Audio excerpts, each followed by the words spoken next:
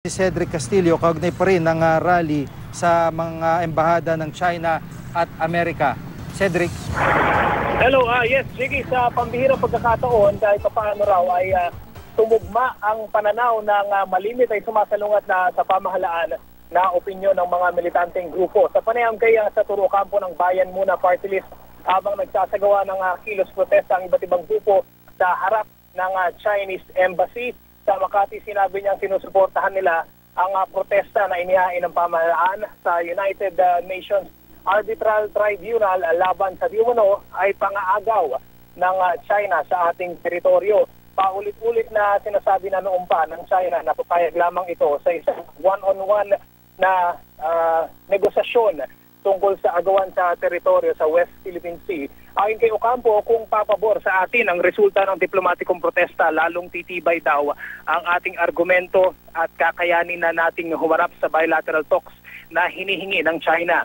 Nagrally ang bayan kasama ang grupong Pilipinong nagkakaisa para sa soberanya o PINAS sa pangunguna naman ni dating Senador Rene Sagisag bilang panawagan sa China at gayon din sa Estados Unidos na hands off the Philippines. Mensahe pa ng mga nagkilos protesta, hindi raw magiging tunay na malaya ang Pilipinas kung ito ay naiipit sa banggaan ng dalawang makapangyarihang mga bansa. Kung tutuusin na daw ay pansariling interes lamang di umano ang isinusulong ng mga ito. Samantalang nagmistulang picnic naman ang tagpo sa damuhan sa mismong harap ng gate ng US Embassy sa Roas Boulevard nang payagan ng mga pulis ang mga nagkilos protesta na makalapit sa embahada.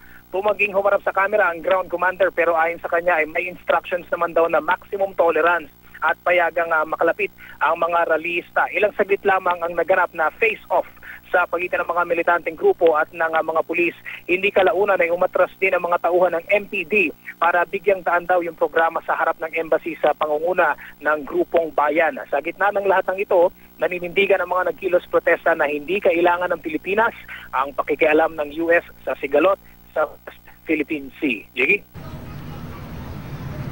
Pero sa dalawang rally at dalawang embahada, meron bang mga kinatawan ng mga embahadang ito, Cedric, na lumabas para makipag-usap o makipagdialogo sa mga rallyista? Ano ang impormasyon doon? Sige, kung ang tinatanong mo is yung kung meron mga representatives mula sa Chinese at US Embassy, wala tayong namataan kanina na humarap para makipagdialogo. Nagpatuloy lang yung mga programa doon sa Chinese Embassy, siguro mga isa't kalahating oras yan, bandang alas 9 hanggang alas 10 ng umaga.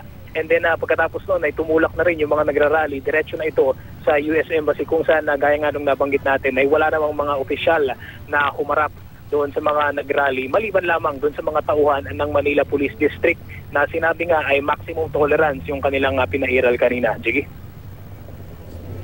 Maraming salamat, Cedric Castillo.